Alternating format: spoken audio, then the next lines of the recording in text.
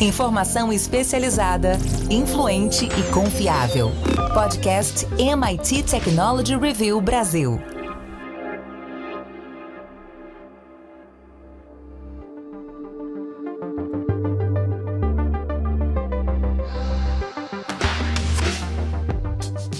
Olá, sou André Miceli e esse é mais um podcast da MIT Technology Review Brasil. Hoje eu, Rafael Coimbra e Carlos Aros vamos falar sobre como os vídeos afetam a nossa comunicação.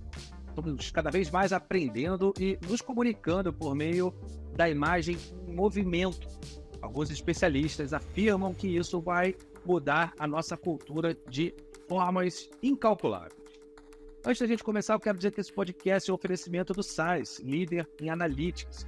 E também te convidar para entrar para a nossa comunidade lá em www.mittechreview.com.br/assine.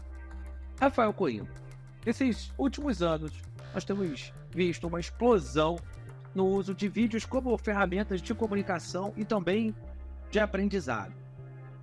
E aí as plataformas como YouTube e TikTok, elas se tornaram não apenas fontes de entretenimento, mas também de espaços onde o conhecimento é compartilhado de diversas formas. No entanto, essa transformação levanta questões sobre como a cultura é moldada por meio dessas novas formas de comunicação e como as novas gerações aprendem e transmitem conhecimento. Que história é essa, Rafael Coimbra? Vai mudar a maneira de produzir cultura? De certa forma, sim, né, André? A gente tem que entender que o áudio e vídeo parece uma coisa muito moderna, muito tecnológica, mas, no fundo, tem uma relação muito forte com a forma natural com a qual nós começamos a comunicação. A gente tem que lembrar que nós, humanos, começamos a nos comunicar via linguagem não verbal, depois a gente começou a emitir sons. Então, esse contato com a outra pessoa, olhando nos olhos, ouvindo a pessoa, ou seja, essa comunicação audiovisual, ela foi não só apenas natural, como ela dominou a maior parte da história. E aí é interessante porque tem um pesquisador chamado Thomas Pettit, um professor da universidade lá do sul da Dinamarca, que ele tem uma tese chamada Parêntese de Gutenberg. Gutenberg, ele se referindo à prensa moderna, né? Quando começa ali a revolução da impressão.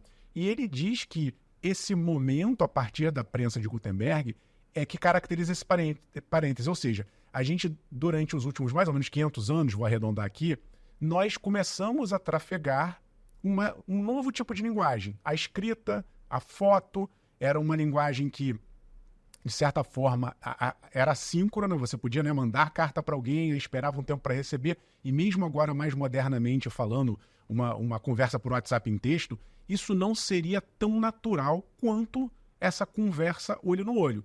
E aí, fechando parêntese, a gente estaria agora retornando para um mundo de uma conversa natural. Então, novamente, não é a mesma coisa, a gente sabe por várias pesquisas que existe uma perda quando a gente está conversando numa videoconferência, por exemplo. Você não tem ali nuances do posicionamento do corpo da pessoa, até mesmo o gesto das mãos. Essas pequenas variações que parecem pequenas, mas não são, para o cérebro, isso tudo é interpretado como o jeito que a pessoa está interagindo com você, se ela está interessada no que você está falando, se ela não quer ouvir o que você está falando. São percepções que a gente tem, às vezes nem até de maneira quase que inconsciente, mas que fazem falta nessa conversa audiovisual. De qualquer maneira, agora a gente começa a usar mais vídeo. Por quê? Porque até outro dia era muito difícil, a gente não tinha infraestrutura tecnológica para suportar isso. O 3G começou a trazer um pouco de dados, permitindo com que a gente trafegasse ali uma outra imagem, um outro áudio, mas obviamente com 4G e agora o 5G, para falar de banda, sem contar com toda a infraestrutura, com os smartphones que estão mais poderosos, com câmeras melhores, essa revolução tecnológica do ponto de vista da infraestrutura, hoje é capaz de suportar o vídeo.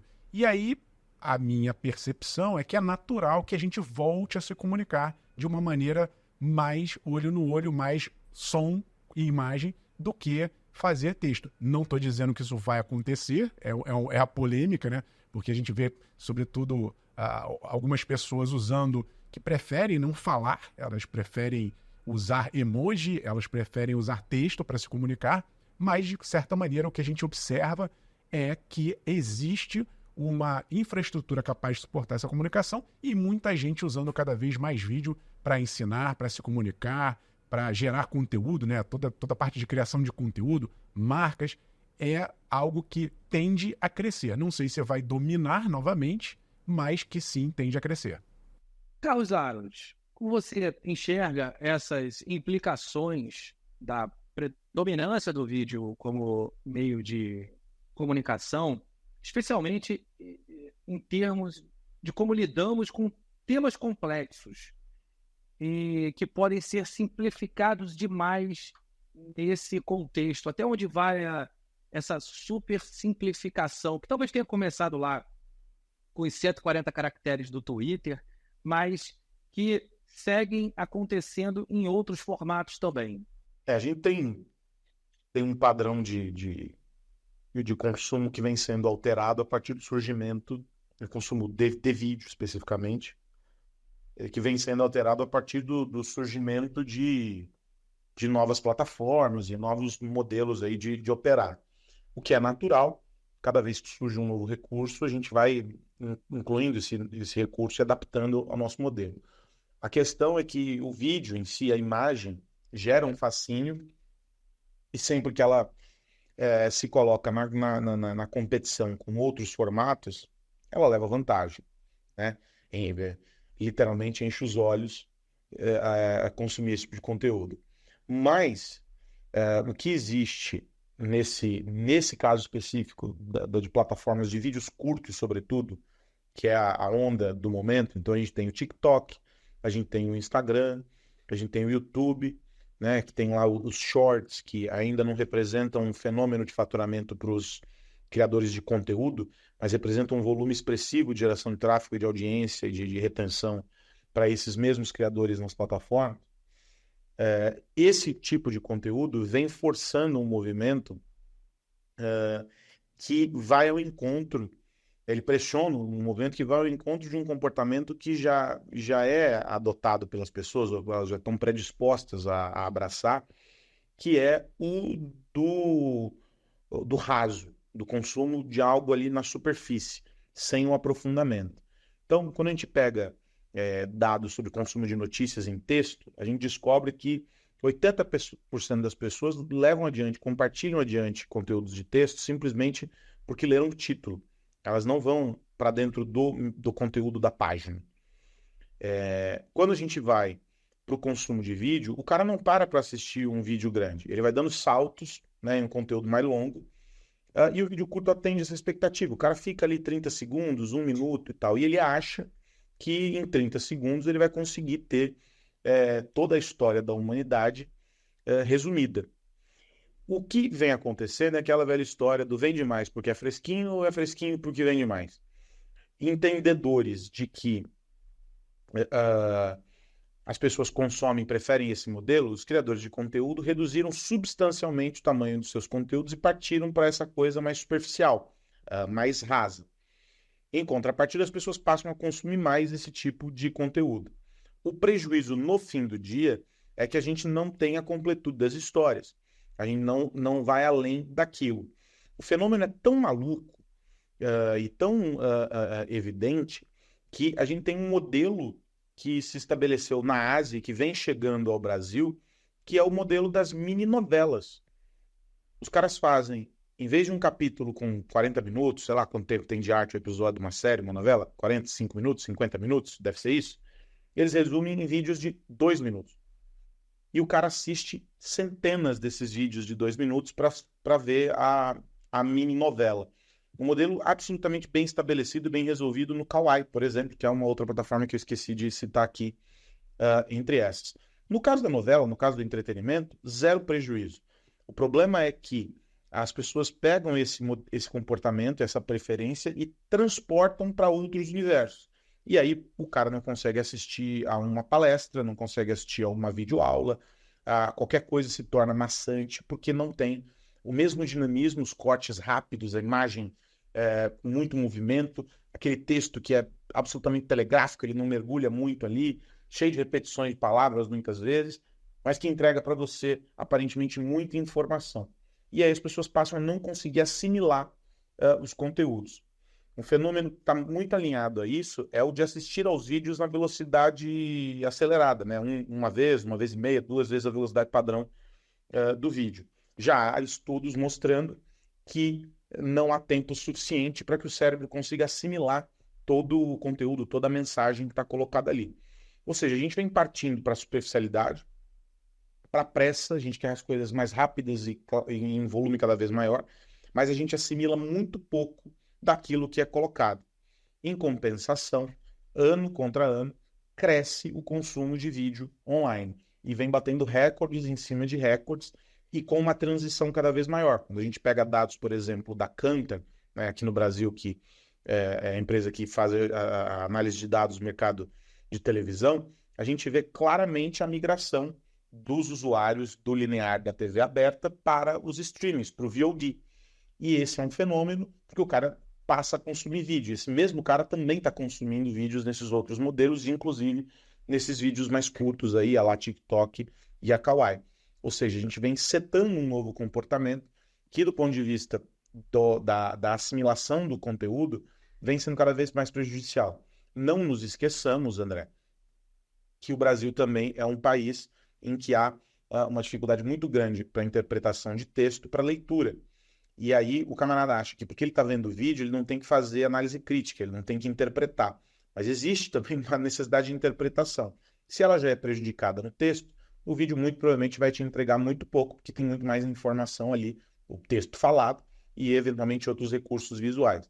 Então fica cada vez mais complicado e diminui a cognição, a capacidade de você assimilar alguma coisa dentro daquele conteúdo. Mas ainda talvez seja cedo demais para diagnósticos certeiros e precisos sobre os efeitos, os impactos de tudo isso. O que a gente pode dizer é que nesse momento não há um otimismo tão grande de especialistas olhando, sobretudo no que diz respeito aos jovens, cada vez mais impacientes e cada vez menos dispostos a gastar tempo com alguma coisa. Rafa, tem uma questão que essa sim já foi mais estudada sobre o impacto do idioma que falamos e o jeito que nos comunicamos nos nossos aspectos psicológicos. Algumas línguas, alguns idiomas que nos deixam mais introvertidos, outros que nos deixam mais extrovertidos e, no geral, a gente pode inferir que algo semelhante vai acontecer com o nosso cérebro, que ele vai mudar, claro, à medida que nós vamos moldando também as nossas respostas emocionais, cognitivas, às informações que consumimos e no formato que consumimos. O ser humano vai se tornar mais superficial na análise de conteúdos? Fisicamente, existe essa possibilidade, Rafa? Existe, André. O Marshall McLuhan, o cara lá do Meio à Mensagem, tem uma frase atribuída a ele que diz que primeiro nós humanos moldamos as tecnologias, depois as tecnologias nos moldam. Então, isso que o Aro estava comentando há pouco é um fenômeno que a gente está observando, tem pouco tempo, e o interessante é a gente analisar sob essa ótica que às vezes até parece contraditória. Como eu falei, hoje a gente tem muita infraestrutura para suportar esse fluxo de vídeos longos.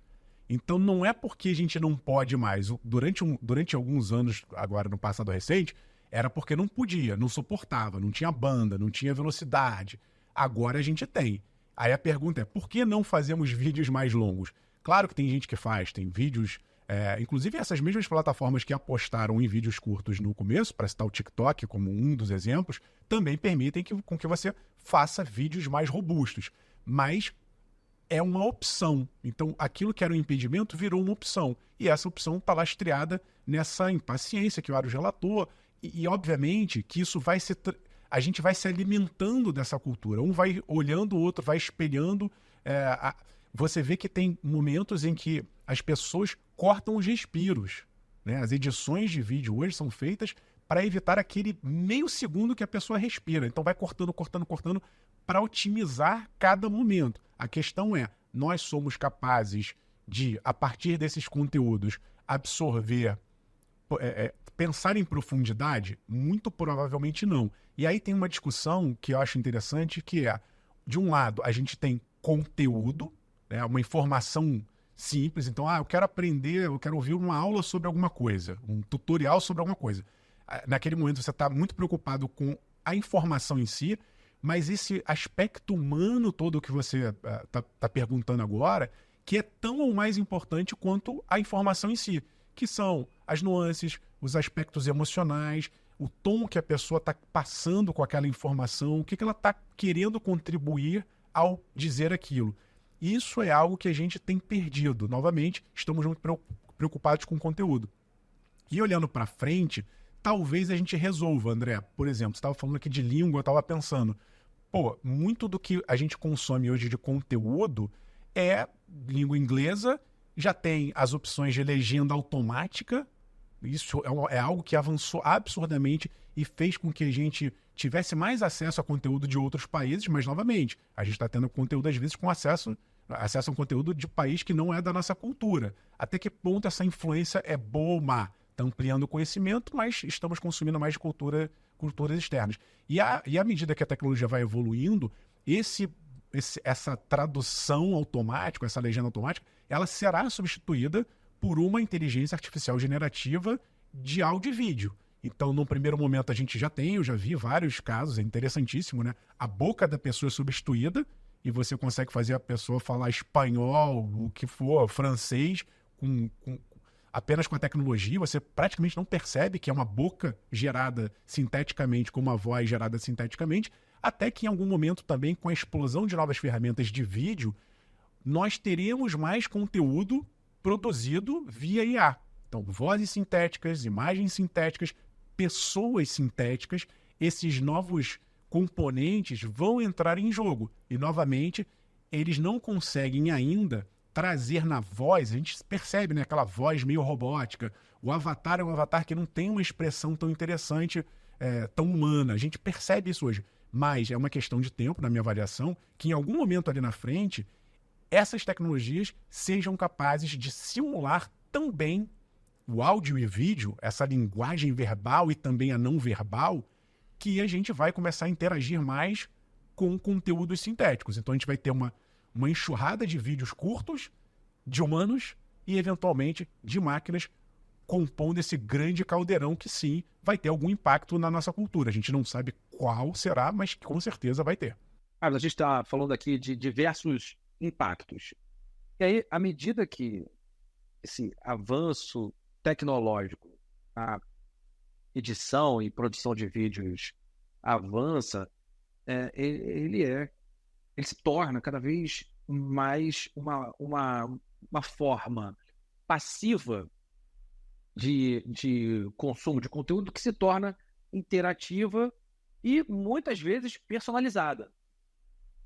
A inteligência artificial generativa vai ser um divisor de águas nesse sentido, sem nenhuma dúvida. Então, essas ferramentas que permitem a edição e o compartilhamento de vídeos, elas vão nos dando alternativas de dinamismo, participação, envolvimento, tanto em contextos educacionais quanto em contextos sociais. Você acha que isso vai nos tornar mais engajados ou nós simplesmente vamos consumir conteúdos de maneiras fragmentadas? Eu acho que a fragmentação ela deve predominar. É o que a gente tem visto agora, né? Você pega, vou pegar o caso agora da eleição, né? A gente tem em algumas cidades candidatos que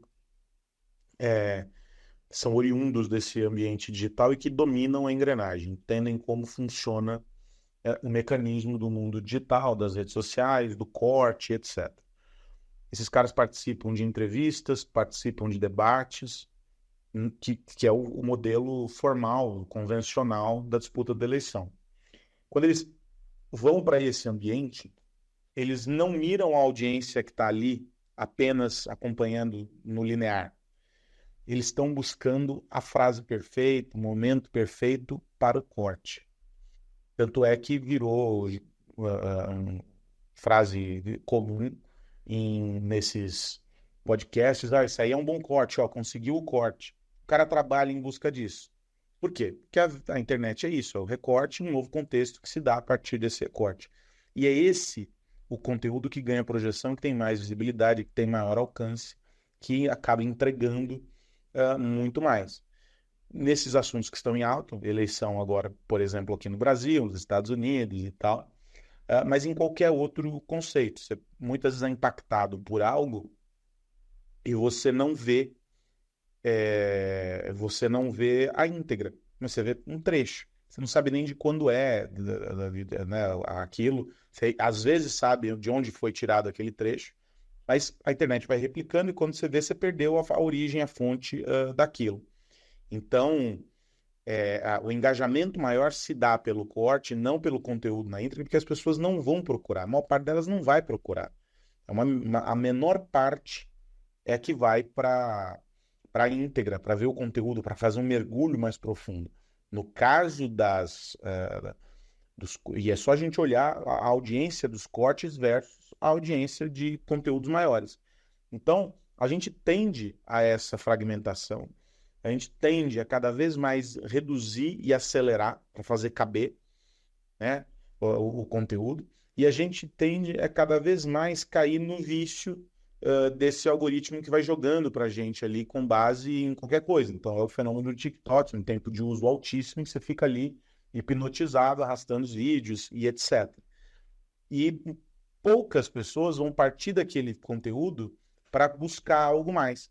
E é por isso que o autor do conteúdo adota como estratégia fragmentar ainda mais o conteúdo dele para que ele alcance mais as pessoas, uma tentativa de que um conteúdo de meia hora seja visto quase que na íntegra, mas em pequenas partes. Então, eu não acho que tem um caminho de volta tão fácil para isso, porque a gente vem caminhando. Nós viemos do momento das longas lives lá no período da pandemia, e agora os próprios algoritmos, e esse é um movimento da plataforma, a influência pesada da plataforma sobre o meio, em que a plataforma hoje estimula o volume para entregar audiência. Como a maior parte das pessoas busca essa audiência porque tem a monetização e etc., elas vão em busca disso. Então, a fragmentação atende a um volume maior de conteúdo. E aí, no fim, esse ecossistema vai se retroalimentando. O usuário, no fim do dia, quando não bem preparado para entender o que está acontecendo, assume que aquela parte é a porção maior do todo. E para ele está tudo bem ter consumido aquilo, ele já viu. Mas, do ponto de vista da transferência de informação, de conhecimento, a gente tem uma ruptura muito grande nesse processo, que é um fenômeno muito parecido com o das legendas em redes sociais, né? A limitação de caracteres, então você tinha lá um texto que foi publicado num blog, por exemplo, ele era levado para a rede social sob a perspectiva de que a rede social seria geradora de tráfego para a leitura daquele conteúdo no blog.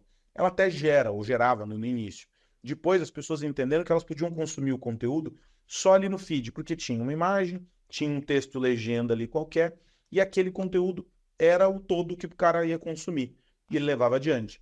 E isso fez o quê? Com que se aumentasse de novo a fragmentação desse conteúdo de texto, e aí a gente passou a tirar o texto de dentro da legenda, e ele passou a ir para dentro da imagem, o fenômeno lá do crescimento do Instagram. A gente sempre caminha para onde está esse usuário, entregando os biscoitinhos ali para ele.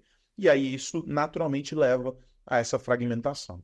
Bom, é isso. Enquanto a gente não fragmenta o nosso conteúdo e segue com a nossa meia hora de conversa semanal, eu também quero saber no que vocês vão ficar de olho na semana que começa. E eu começo com o Rafa Coimbra. Rafa, me conta. O que mais você precisa saber?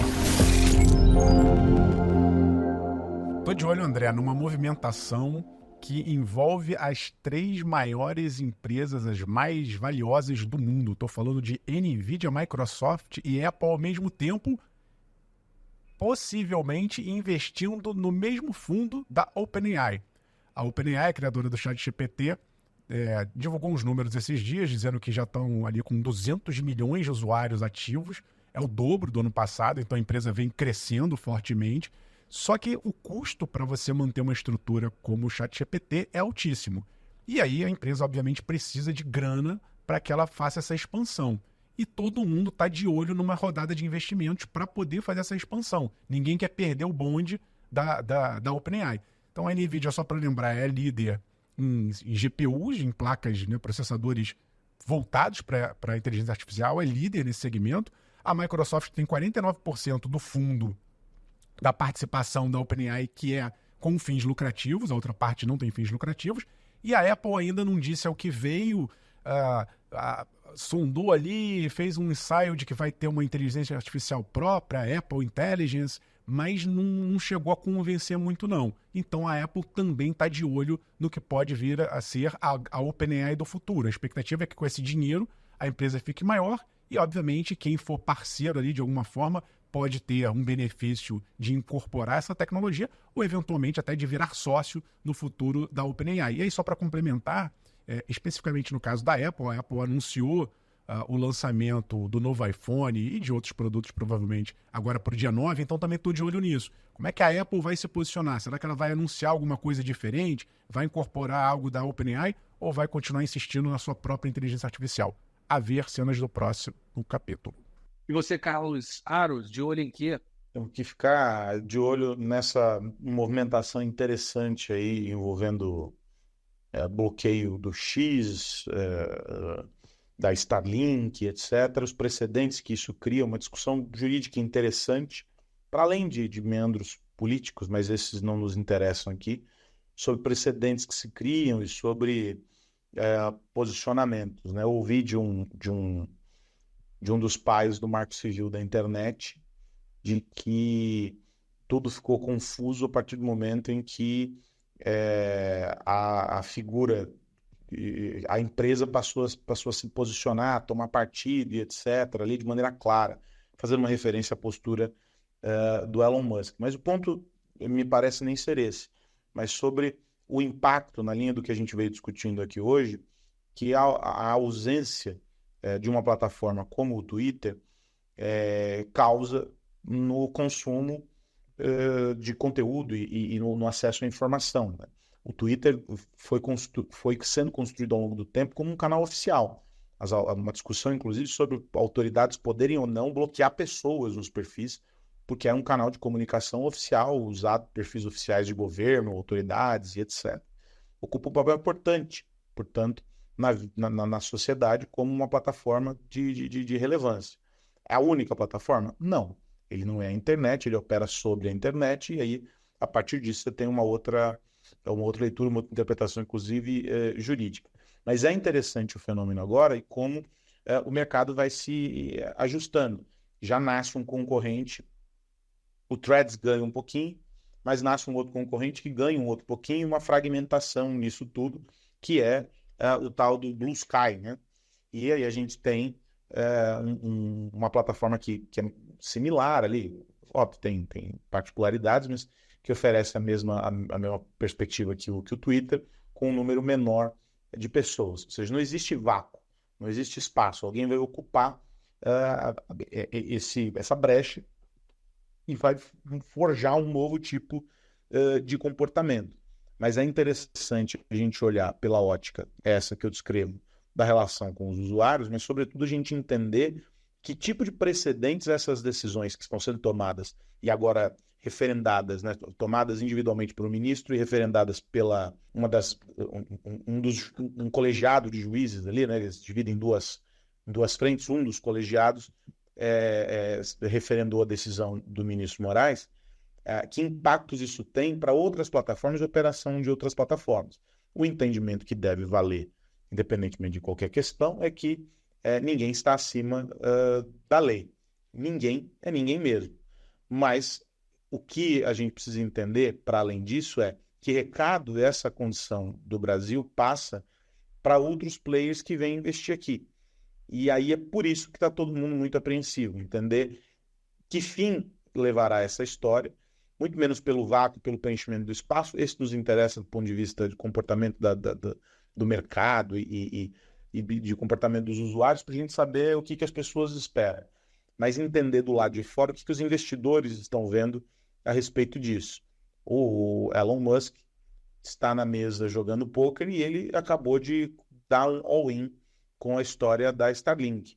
Então a gente tem aí um cenário absolutamente confuso, que piora as relações do Brasil com vários outros players que poderiam estar mirando algum tipo de investimento aqui. E aí é esse momento em que a gente precisa entender a corda esticando, com protagonistas de peso, né? Isso Moraes que protagonizou aí momentos importantes ao longo dos últimos anos, e o Elon Musk que igualmente protagoniza isso do outro lado. Agora, sem dúvida nenhuma, ninguém passa ileso a esse episódio. Nem aqueles que defendem a postura do Twitter, do X, nem aqueles que são contrários à postura da plataforma. Todo mundo será impactado de alguma forma pelos descaminhos dessa história. E aqueles que não querem ser impactados estão tirando o time de campo e revendo rotas, e muito provavelmente o Brasil deixa de estar, pelo menos momentaneamente, no roteiro de alguns desses players importantes. É algo que a gente precisa observar bem de perto. O Bill Ackman disse nos últimos dias que o Brasil é um país uninvestable, um país não investível. É isso. Bill Ackman, inclusive, é casado com a Nettie Oxman, uma das antigas líderes do MIT Media Lab, e ele tem uma movimentação grande em empresas de tecnologia. Sem dúvida nenhuma, essa é uma decisão que impacta de uma forma muito ampla, não só o mercado de tecnologia no Brasil, mas a capacidade do país de atrair investimentos estrangeiros. Mas eu estou contigo, Aros, a lei precisa ser cumprida independentemente de quem seja. A questão é que me parece que nesse caso é aquele perde clássico. Está tudo errado de todos os lados.